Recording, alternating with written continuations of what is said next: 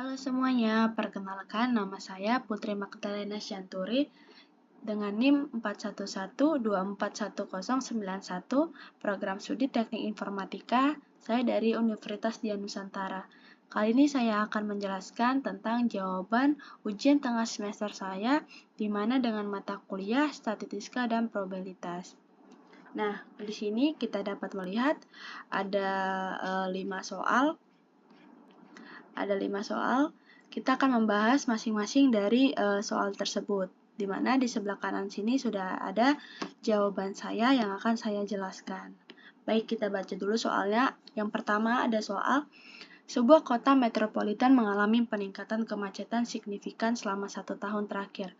Pemerintah ingin membangun sistem indeks kemacetan berbasis data atau data-driven decision system untuk mendukung kebijakan transportasi cerdas atau smart city. Data yang dikumpulkan dari berbagai sumber heterogen. Data tes ada volume kendaraan unit per jam, CCTV jalan utama 120, 135, 150, 160, 170 dengan kecepatan rata-rata kendaraan km per jam GPS ride hailing dengan 40, 35, 30, 28, 25. Persepsi kemacetan skala 1 sampai 10. Survei masyarakat yaitu 67899. Namun terdapat keterbatasan. Yang pertama ada CCTV hanya mencakup pusat kota. GPS hanya dari pengguna aplikasi tertentu.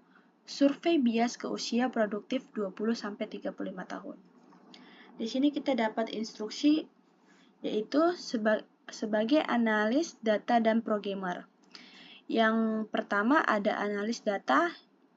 Yang pertama kita disuruh untuk identifikasi variabel dan jenis datanya. Yang kedua, evaluasi potensi bias dan dampaknya terhadap model.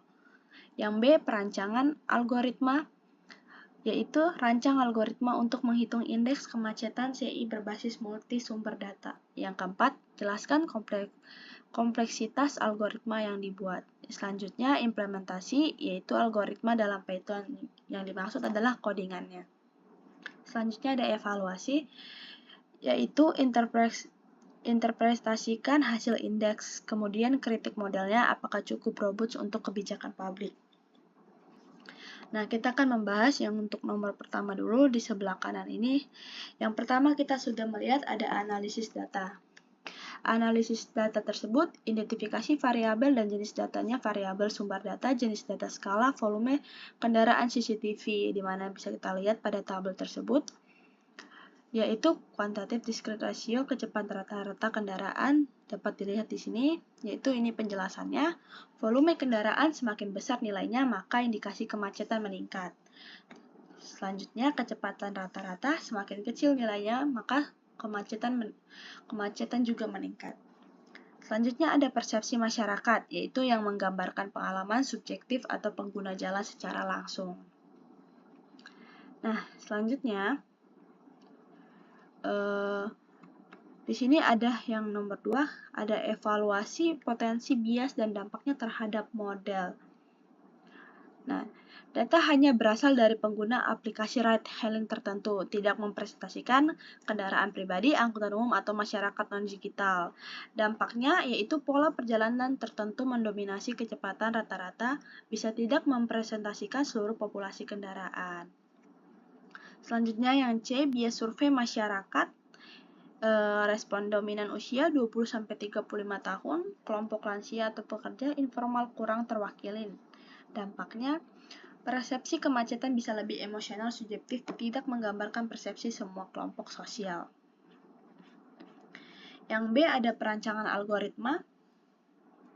Di sini dapat kita lihat algoritma di mana cara menghitung rata-rata tiap variabel, volume kendaraan, kecepatan rata-rata, persepsi masyarakat. Di sini kita bisa lihat sendiri karena sumbernya sudah miliki dengan normalisasi data, pembobotan, dan penggabungan skor. Kita bisa lihat sendiri di sini. Selanjutnya, langkah kedua, normalisasi. Gunakan, yaitu di mana untuk mencari hasilnya itu dengan menggunakan min max normalization. Karena volume yang naik sama dengan kemacetan yang naik. Persepsi yang naik sama dengan kemacetan yang naik, kecepatan yang naik sama dengan kemacetan yang menurun. Maka kecepatan dibalik. Kita bisa lihat sendiri di sini rumusnya. Yang selanjutnya ada kompleksitas algoritma. Misalkan N sama dengan jumlah data, tahapan hitung rata-rata, ON normalisasi ON penggabungan bobot, total kompleksitas, yang artinya algoritma efisien dan cocok untuk sistem smart city real time.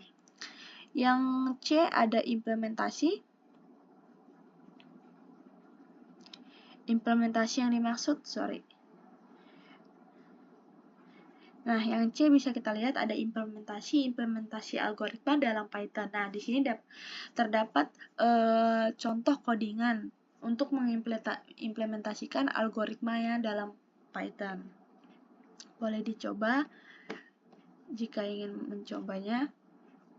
Selanjutnya ada evaluasi internal hasil nilai. Nah, di evaluasi ini kita bisa lihat ya interpretasi. Kota mengalami kemacetan cukup signifikan, kecepatan kendaraan menurun konsisten, persepsi publik juga menunjukkan ketidaknyamanan tinggi. Nah, ada juga implementasi kebijakan, contohnya optimasi lampu lalu lintas adaptif, pengaturan jam kerja fleksibel, pengembangan transportasi publik, pembatasan kendaraan pada jam sibuk. Yang selanjutnya nomor 7 ada kritik model ya. Kelebihannya dapat kita lihat mudah diimplementasikan, cepat dihitung, bisa real time, menggabungkan data objektif plus subjektif, dan kekurangannya ada di dataset terlalu kecil, hanya 5 observasi, akibatnya tidak stabil secara statistik. Bobot ditentukan manual, bobot 40%, dikurang 40%, dikurang 20% bersifat subjektif. Selanjutnya, tidak mempertimbangkan waktu dan lokasi, yaitu dapat menyebabkan kemacetan yang berbeda. Contohnya pagi versus malam, pusat kota dan pinggiran. Model belum spasial atau temporal.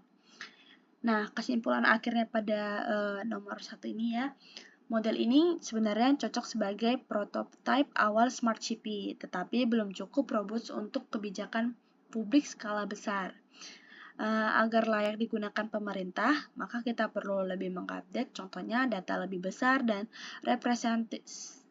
representatif dan sensor lebih luas, validasi statistik, dan integrasi data real time, pengurangan bias melalui sampling yang lebih baik. Nah, kita masuk ke nomor 2, kita boleh baca soalnya terlebih dahulu. Soal nomor 2. Di sini dapat kita lihat deskripsi soalnya, di mana diminta sebuah startup e-commerce yang menyasar pasar Gen Z sedang mengalami lonjakan pengguna akibat kampanye viral di media sosial. Namun, di balik peningkatan ini, muncul keluhan dari pelanggan terkait keterlambatan pengiriman yang kemudian viral di TikTok dan Twitter. Manajemen ingin memahami apakah keterlambatan tersebut merupakan masalah sistematik atau hanya disebabkan oleh beberapa kasus ekstrim. Nah, di sini ada data waktu pengiriman yaitu hari, contohnya 1, 2, 3, dapat kita terlihat bahwa sebagian besar pengiriman cepat, tetapi ada beberapa nilai ekstrim yang sangat tinggi. Nah, kita disuruh untuk diinstruksikan untuk sebagai data analis kita harus hitung min, median, Q1 dan Q3-nya. Selanjutnya, analisis bentuk distribusi menggunakan skewness dan kurtosis. Selanjutnya, rancang algoritma untuk mendeteksi outlier. Evaluasi metrik statistik mana yang paling tepat digunakan sebagai KPI perusahaan dan berikan interpretasi dampak distribusi ini terhadap persepsi publik. Nah, di sini saya sudah menjawab dengan cara menghitung min, median, Q1 dan Q3. Min dan rata-rata. Min sama dengan bisa dilihat di sini hasil dari waktu ini, waktu yang sudah terdapat di sini 1, 2, lalu per 10, maka totalnya ini di per 10 sama dengan hasil 6,1.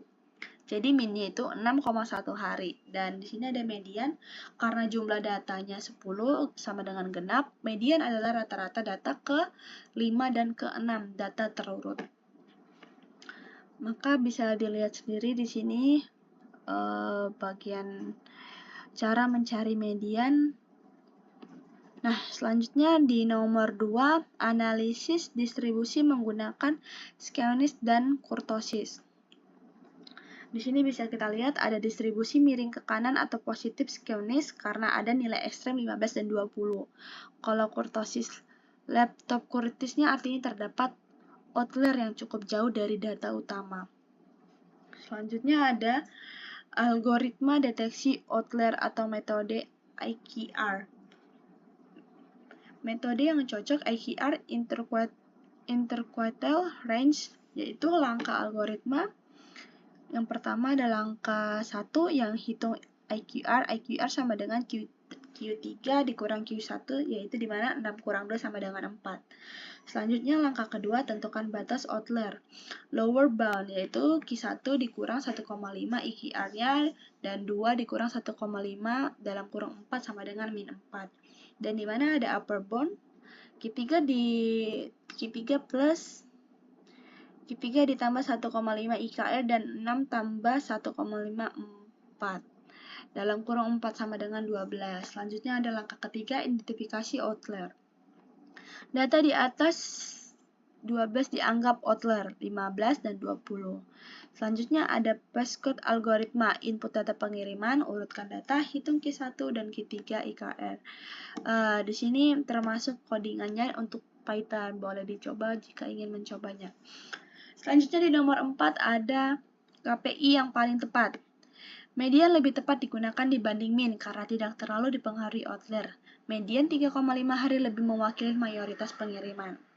Yang kelima ada dampak terhadap persepsi publik. Sebagian besar pengiriman sebenarnya cepat, tetapi beberapa keterlambatan ekstrim menjadi viral di media sosial sehingga membuat publik menganggap layanan buruk secara keseluruhan. Nah, selanjutnya kita lanjut ke nomor 3.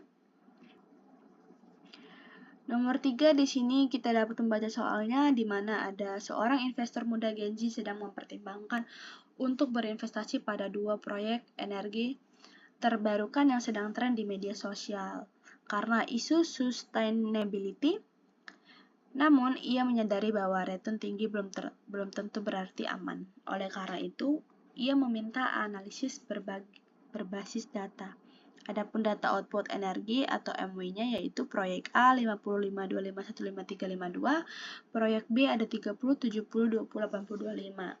Yang dimana diinstruksikan kita diminta untuk menghitung min, variansi, dan standar deviasi. Yang kedua ada analisis tingkat risiko masing-masing proyek. Yang ketiga ada rancang algoritma untuk memilih proyek terbaik. Selanjutnya evaluasi kompleksitas algoritma. Yang kelima, berikan rekomendasi berdasarkan profil risiko. Kita bahas dulu nomor pertama, di mana dia meminta kita untuk menghitung min, variansi, dan standar deviasi. Nah, di sini sudah terlihat cara untuk menghitung min, variansi, dan standarnya. Selanjutnya nomor 2, dia meminta untuk analisis tingkat risiko masing-masing proyek. Kalau untuk analisisnya, kemungkinan di proyek A itu stabil dan risiko rendah karena data output konsisten. Di proyek B risiko tinggi karena output sangat fluktuatif. Semakin besar standar deviasi, semakin tinggi risiko investasi. Selanjutnya di nomor 3 ada algoritma memilih proyek, pilih proyek dengan min tertinggi, standar deviasi terendah. Pseudocode hitung min dan standar deviasi jika SD kecil dan min tinggi, pilih proyek di sini. Selanjutnya di nomor 4 ada kompleksitas algoritma. Karena hanya membaca data satu kali, di sini ada logo O dalam kurung N. Artinya algoritma efisien. Yang kelima kita diminta rekomendasi. Di sini kita ada rekomendasi investor konservatif pilih proyek A karena stabil, sedangkan investor agresif bisa memilih proyek B karena peluang return besar, tetapi resiko tinggi. Nah, kita lanjut ke nomor 4, Di nomor 4 kita di sini deskripsi soal, yaitu sebuah startup teknologi sedang membentuk tim untuk proyek AI berbasis geospasial. Mereka ingin tim yang kuat secara teknis sekaligus seimbang secara analitis, yaitu di mana ada komposisi timnya, di mana ada 6 ahli geospasial dan 4 ahli statistik. Manajemen ingin mengetahui kemungkinan terbentuknya tim yang dominan geospasial, di mana ada instruksi. Yang pertama, kita disuruh untuk hitung total kombinasi tim, hitung probabilitas minimal 3 ahli geospasial, rancang algoritma kombinatorial. Yang keempat, interpretasikan hasil untuk strategi tim. Nah, untuk yang pertama kita bisa melihat di sini ada total kombinasi tim, di mana total anggota sama dengan 6 geospasial ditambah 4 statistik sama dengan 10 orang. Misal dipilih 4 orang, maka dalam kurung 10 4 sama dengan 210. Jadi total kombinasi tim 210. Probabilitas minimal 3 ahli geospasial. Kemungkinan 3 geospasial tambah 1 statistik, maka 6 dalam kurung 6 3 dikali 4 per 1 sama dengan 20 kali 4 sama dengan 80. Sedangkan di 4 geospasial ada 6 per 4 sama dengan 15. Maka total kejadiannya bisa dijadi 80 tambah 15 sama dengan 95, dan probabilitasnya di mana 95 per 210 sama dengan 0,452. Jadi probabilitasnya sama dengan 45,2%. Yang ketiga ada algoritma kombinatorial, yaitu hitung total kombinasi tim, hitung kombinasi minimal 3 geospasial, probabilitas sama dengan kejadian per total kombinasi. Yang keempat ada interpretasi. Probabilitas 45,2% menunjukkan peluang cukup besar terbentuk tim dominan geospasial. Ini baik untuk proyek teknis AI geospasial, tetapi tetap perlu ahli statistik agar analisis data tetap seimbang. Baik, selanjutnya kita lanjut ke nomor 5. Di mana ada deskripsi soal, yaitu perusahaan logistik berbasis digital ingin meningkatkan reputasi mereka di kalangan Gen Z yang sangat sensitif terhadap kecepatan layanan. Mereka mengklaim bahwa rata-rata waktu pengiriman tidak lebih dari 5 hari. Namun, banyak komplain di media sosial yang menyatakan sebaliknya. Untuk memverifikasi klaim ini dilakukan pengambilan sampel, di mana ada data hari 6 hari, 7 hari, 5, 8, 6, 7 sampai 9 hari. Nah, di sini diinstruksikan untuk formulasikan HO dan HA. Lakukan uji kompotesis di mana A sama dengan 0,05 dan interpretasikan p-value dan evaluasi keputusan bisnis kritik dan kritik validasi hasil. Nah, di nomor 5 ini kita diminta untuk hipotesis. Hipotesisnya untuk di nomor 1 yaitu HO yaitu rata-rata waktu pengiriman kurang lebih 5 hari. HA rata-rata waktu pengiriman lebih 5 hari. Yang kedua, uji hipotesis, yaitu dalam kurung A sama dengan 0,05, yaitu data 6758679 hari, di mana min sama dengan 6,86, N sama dengan 7, standar deviasi sama dengan 1,35. Statistik uji, yaitu di mana T sama dengan 6,86 dikurang 5 per 1,35 per dalam kurung 7 sama dengan 3,64. Selanjutnya, nilai T hitung lebih besar dari T table, di mana 1,94. Maka tolak H0. Selanjutnya di nomor 3, untuk interpretasikan p-value, value kurang dari 0,05, artinya terdapat bukti cukup bahwa rata-rata pengiriman memang lebih dari 5 hari. Nomor 4, evaluasi keputusan bisnis. Perusahaan sebaiknya memperbaiki sistem logistik, mengurangi keterlambatan, dan tidak membuat klaim, di mana sampai kurang lebih 5 hari sebelum performa membaik. Selanjutnya di nomor 5, kritik validasi hasil. Sampel sangat kecil, belum tentu mewakili seluruh pengiriman. Komplain media sosial bisa bias karena pelanggan yang kecewa lebih aktif memberi komentar. Baik, jadi semuanya sudah dijelaskan di sini. Mulai dari nomor 1 sampai nomor 5 juga ada contoh codingannya. Mungkin hanya itu yang bisa saya sampaikan. Jika ada salah kata atau pengucapan, saya minta maaf. Demikian, terima kasih.